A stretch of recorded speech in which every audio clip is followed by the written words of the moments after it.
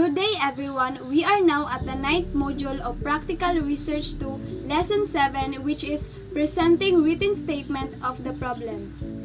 In Book 1 Qualitative Research in Daily Life, you'll learn that the problem statement has the following parts, just like in qualitative research, and in most research designs, the statement of the problem includes following parts: the introduction, the statement of the problem, the scope and delimitation, and the significance of the study.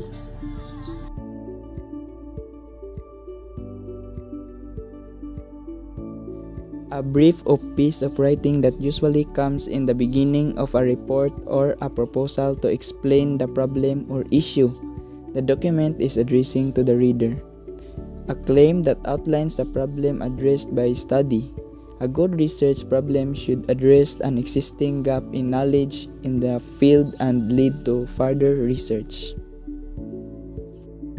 Statement of the problem. There are 4 parts: the introduction, statement of the problem, scope and delimitation, significance of the study, and later we will know these parts. In this chapter, the different parts of the problem are illustrated by actual studies done. Number 1. Kabab Julita 2010. The development and validation of a tri-modular instructional program in speech and oral communication for the collegiate level. Number 2. Salcedo Reynaldo 2013. Conditional cash transfer. An assessment of Pantawid Pamilyang Pilipino program is human capital investment toward alleviating poverty. Number 3. Quintos Reina Caroline 2011. An assessment on the impact of farm-to-market road projects in Pula, Oriental Mindoro. Number 4. Goals Alain Mark 2016. Perpetuity of family-owned business in the Philippines. A casual model. Now, we will discuss about the 4 parts of the statement of the problem. Introduction states briefly the background of the study and identifies the rationale of the research problem. It introduces the research topic and leads the readers to the gaps in knowledge that have remained unaddressed. Problem statement is a brief explanation of an issue, a condition, or a situation that you wish to study. The statement of the problem states clearly the purpose or interest of the study. It is a concise description of an issue to be addressed or a condition to be improved upon. It identifies the gap between the current state and desired state of a process or product. Focusing on the facts, the problem statement should be designed to address the 5 Ws. Scope and delimitation sets the boundaries and parameters of the study, narrows the scope of the inquiry, and clarifies or defines terms used. The scope details how in-depth your study is to explore the research question and the parameters in which it will operate in relation to the population and time frame. The delimitations of a study are the factors and variables not to be included in the investigation. The significance of the study shows the benefits of the study in addressing special problems, in improving economic and health conditions, or even finding solutions to problems encountered in daily life.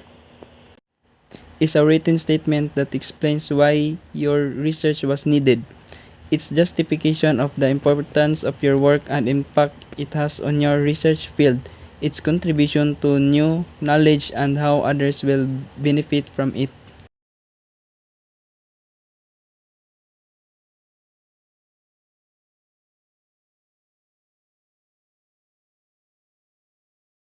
The introduction. The standard for professional competence has not changed despite the advancement in information technology. While professional practice emphasizes computer literacy or an extensive background in technological knowledge, communicative competence is not only an addendum for possible employment, but it is now a must for global competitiveness.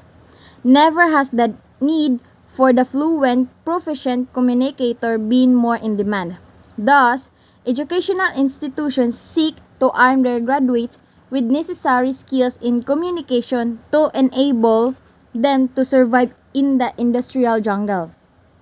Because of the deteriorating state of language proficiency of college students, schools should be re-examine their curricular programs, particularly in communication, as well as their admission requirements for tertiary education graduates to meet expectations and demands.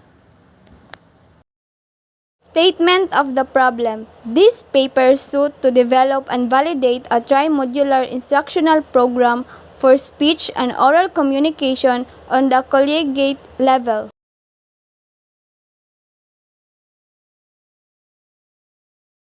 One, what is the profile of the subjects in terms of age, gender, and year level? 2. What are the results of the needs assessments based on diagnostic levels? 3. Based on the results of the diagnostic test, what innovate program may be proposed? 4. How was the tri-modular program validated using the experimental design? Pre-test of the control and experimental group, pre-test and post-test of the control group, pre-test and post-test of the control level, pre-test and post-test of the experimental group, post-test of the control and experimental group. 5. How did the subject matter experts assess the revised tri-modular material in terms of adherence to course objectives, comprehensive of content, manner of presentation, usefulness of the material, and relevance of the material?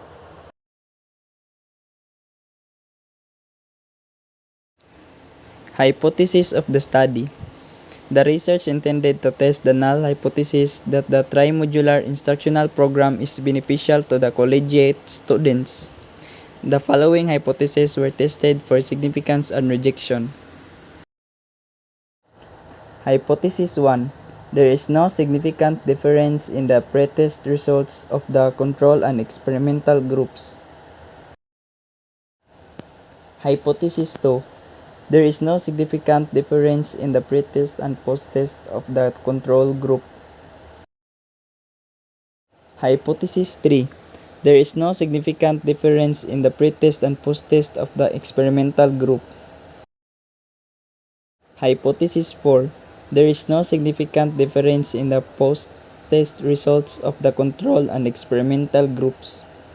Significance of the study. The primary benefits of the study are the participants who will benefit positively from the program. The program is the answer to the need for more preparation for student advancement in response to the demands of speech, oral communication, and consequent enhancement of subject learning. Results of the study will provide the Department of Languages and Literature of a private college institution the basis for moral official implementation of the tri-modular program for speech and oral communication or the collegiate level. The research will serve as resource data for curriculum makers of the school for relevant programs for effective communication. The study is significant to the private college institution in its being a testimonial to the school trust developing a culture of research. A salient contribution of the study is its impact on the teachers, facilitators, responsibility and accountability to its students, to the school, and to the teaching profession. This is yet more significant to the researcher from the perspective of academic fulfillment. Scope and delimitation of the study. A major delimitation of the validation aspect of the paper was its confinement to data gathered in the first semester of school year 2009 to 2010 with second-year college students as subjects.